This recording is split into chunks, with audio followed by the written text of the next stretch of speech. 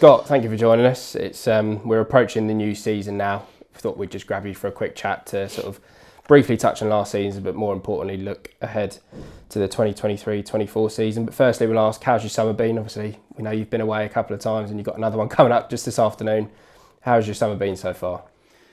Busy. It's been nice. I've had a couple of holidays with my family, but it's been kind of busy, as you can imagine. I think when you're a football manager, you kind of don't really get a break because you're looking at the next season and trying to build a squad that you feel that can be competitive and do well in that division. So yeah, it's been a hectic summer, but of course I've had a couple of holidays where I've been able to spend a bit of time with the family, which has been nice. You mentioned there it's been a hectic summer so far. It was a hectic end to the season. Obviously, it did come down to the wire. You know, we finally secured safety at home to Walsall. How important was it to sort of get away and switch off for a couple of weeks after what I can imagine was a very stressful and, tough end to the season? Yeah, no, exactly that. I think, I flew away literally the day after the season finished just to try and kind of relax and recoup a little bit myself. It does become very stressful, especially when you're in that relegation battle. So that was important. But like I say, it's been a busy kind of off period, just making a lot of phone calls, meeting a lot of players, speaking to a lot of agents, and trying to look at what the squad will look like when we start this new campaign. Yeah, obviously it sounds like a bit of a cliche when you say that the phone never stops ringing and, the season's never really done, there's never really an off period, but we are officially back, aren't we, for pre-season on Monday. The lads are in for testing. How much are you looking forward to, sort of seeing them all again and just sort of, getting the message across of what we need to do for the next season?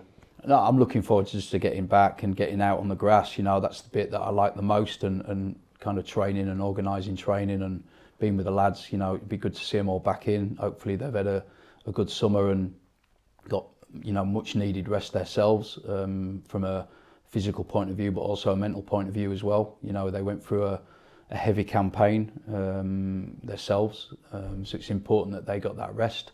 But no, really looking forward to coming back on Monday. Yeah, and then we've got a good pre-season calendar, haven't we? I just want to get your thoughts on that. We've got a really good test against Crystal Palace here as our one home game. We've got some other, good National League clubs in there, and some that are slightly lower in the pyramid.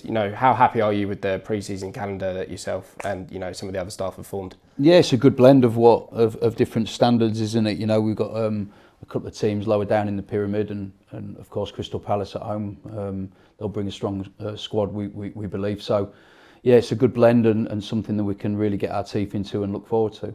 Some of the fans have touched perhaps on the slightly, you could call it odd, layout of the pre-season where we've got the Dover game on the Tuesday and the Palace on the Wednesday, but I'm sure you'll sort of have reasoning behind that, and if you could provide some clarity. It's not that people are questioning it, I think it's just they want to know why. I suppose, is it a good opportunity to play some of the lads, get a full squad and then, flip them for the game? Some will play longer, obviously. Is that well, how we're probably going to have around 26, 27 players in for pre-season with, some trialists in as well.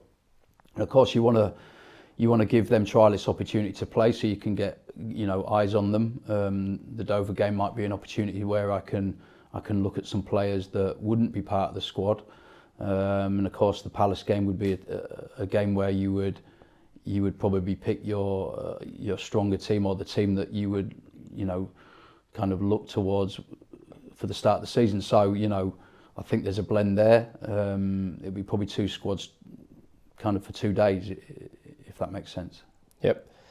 Just touching on the teams that have come up and down, we've got a very competitive league too, haven't we, this year? We were just talking before and you said you can normally pick out sort of the top teams that you're going to be gunning for automatic promotion in the playoffs, but I think this season it could almost be a top 10 or potentially more, and we've got a few of them. Obviously it's fixture release day today. We've got a few of them, towards the start of the season. How competitive do you think the league is going to be this year? I think this is going to be the toughest League Two division for a long time.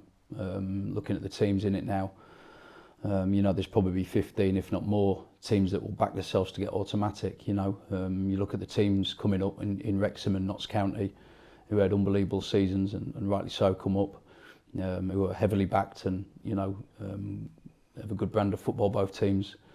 You look at the teams coming down in MK Dons, massive club, an experienced manager in Graham Alexander. Forest Green obviously come down, who won promotion from this division the season before. Morecambe, an experienced manager in Derek Adams. Accrington, an experienced manager in John Coleman. So, and that goes without saying, the teams that are already in the division in terms of Bradford, Salford, Stockport, Mansfield, teams that were in and around the playoffs last season. So, there's a real kind of competitive edge to the division this season. It's one that we're a small club amongst all that, but we have a real kind of small club mentality where it's us against the world, and we'll use that to our advantage. We feel that playing at home is a real difficult place for oppositions to come and try and win. Certainly since I've been here, from January onwards, we lost one game at home, which was Carlisle, who ended up getting promoted anyway. And then we kind of drew and won the rest of them games. So we feel that this is a real tough place to come, and we want to obviously improve on our away form as well. So listen, it is a tough division. There's some big sides, some big hitters in this division, but we're more than capable of coming up against these teams. You've already mentioned, obviously, building the squad. We did have some players depart at the end of the year. Obviously, we had Ludwig, Ben Wells, Grant, and Jordan Much as well sort of departed us. How much of an impact did those players have, and sort of how difficult is it as a manager to sort of say goodbye and make those decisions?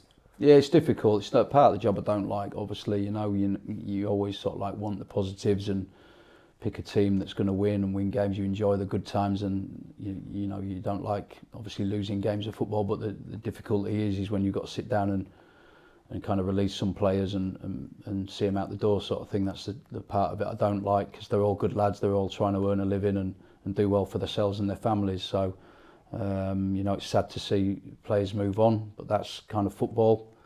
We'll hopefully see some new faces come in and try and improve the squad. Yeah, we're going to jump straight onto that. Our first piece of business was getting Rafiq Khalil a new contract. I can imagine you're very pleased with that. I just want to get your thoughts on that, as he was a very influential player for you. You were the manager who sort of gave him his chance at Crawley. He'd been here for a few years, had various loan spells, but it looked like you brought something out of him. So how happy are you that he's sort of committed the next couple of years to us? Yeah, obviously really pleased. Raf did well in the games that he played. I felt that he looked composed. He was very mature in his performances. He didn't turn the ball over many times. He was always good with his decision making. He's got goals in him.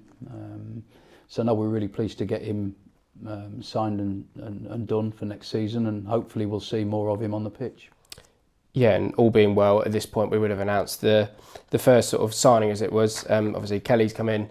How much of an impact do you think he can have on the squad, and how happy are you that he's joined us? This is a great signing for the football club. Liam Kelly's a very, very good footballer, first and foremost. He's got good pedigree. He played in a team last season that got relegated, but he was a very, very good player for them last season. And I've known him for a number of years now. He come on trial to Swindon when I was there as the assistant manager.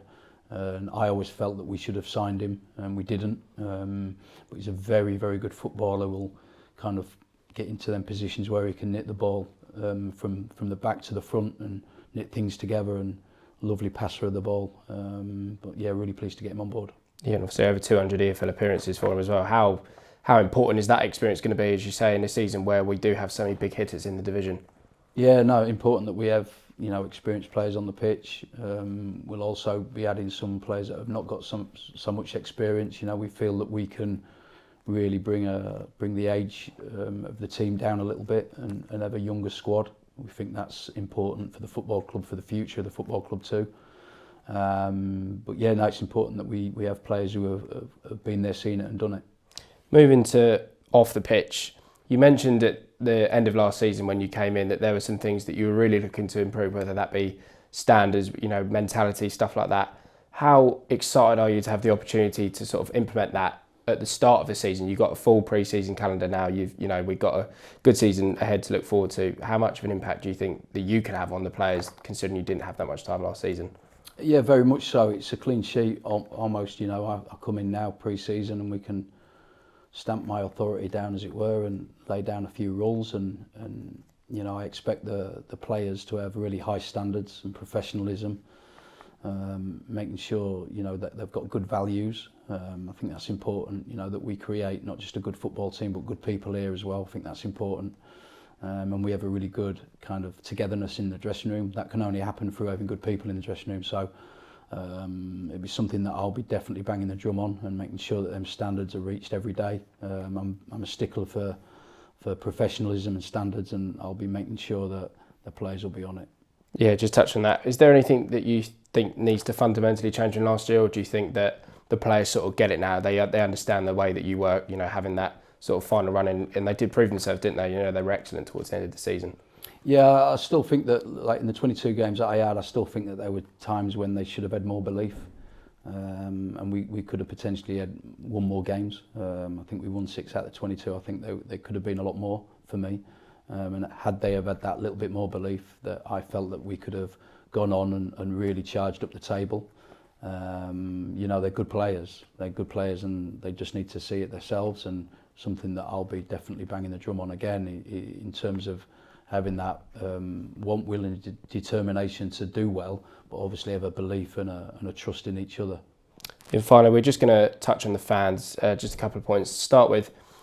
One of the things that, you know, I personally, obviously as social media, you know, I'm in control of that, so I always tend to check the comments. Fans have been saying that we're not signing anyone just yet. I'm sure you've sort of read, you know, things. Obviously, as we mentioned earlier, we will have Kelly through the door, hopefully today.